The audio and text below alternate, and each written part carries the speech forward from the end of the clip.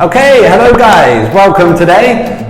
This is the latest edition of Wall Street English Westgate Talk Like a Native. Okay, alright, the idea of this series is to give you guys some slang or some expressions, some phrases that native speakers use in our daily life.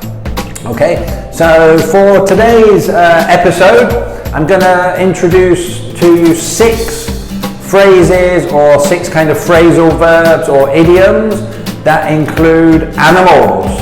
Okay, include animals. So maybe you've heard of some of these before, but hopefully you get some new vocabulary and some new language from today's video. All right, so let's kick off with number 1, which is chicken out.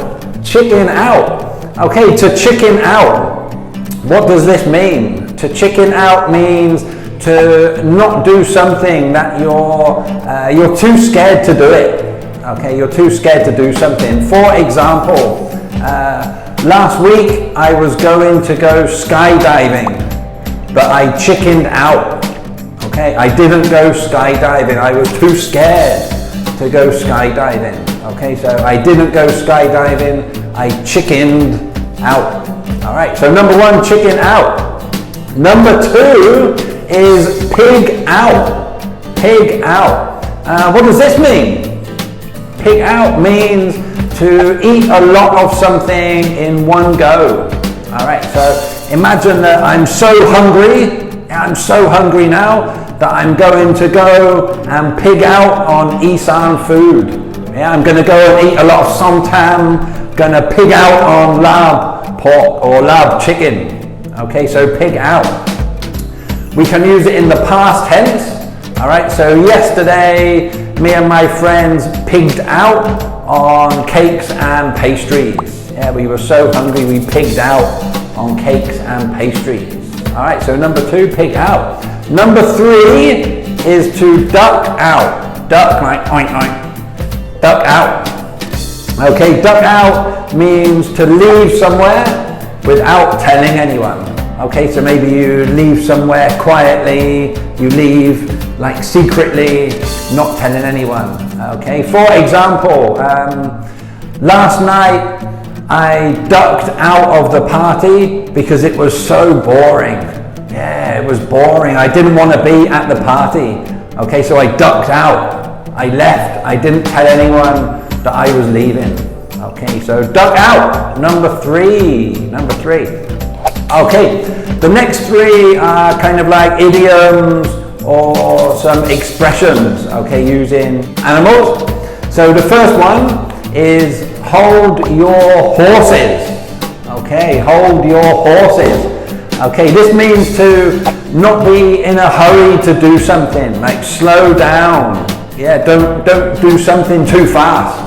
Okay, hold your horses.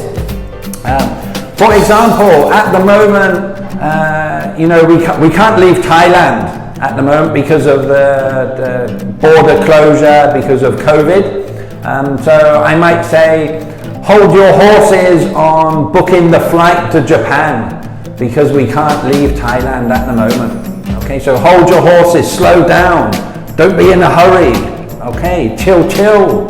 Okay, hold your horses. All right, number 5 is the lion's share.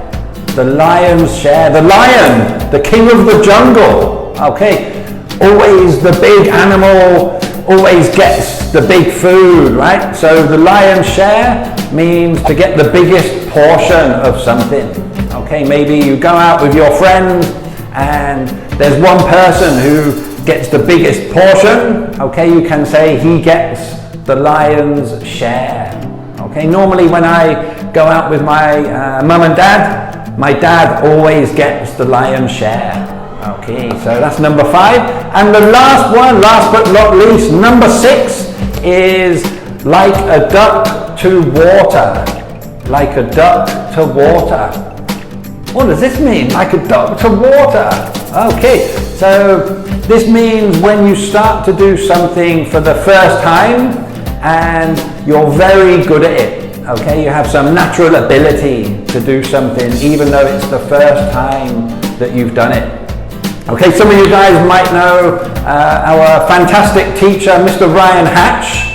Yeah, he's just become a father recently. He had a little baby. Okay, so we could say that teacher Ryan has taken to being a father like a duck to water. Okay, he's a very good father. Looks after his baby and his family. He's a great father, even though it's the first time. Okay, so like a duck to water. Okay guys, so there we go.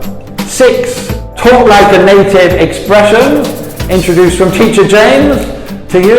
Okay, so stay tuned, hit the like button and come see us again for the next episode of Wall Street English Westgate. Talk like a native. All right, bye bye.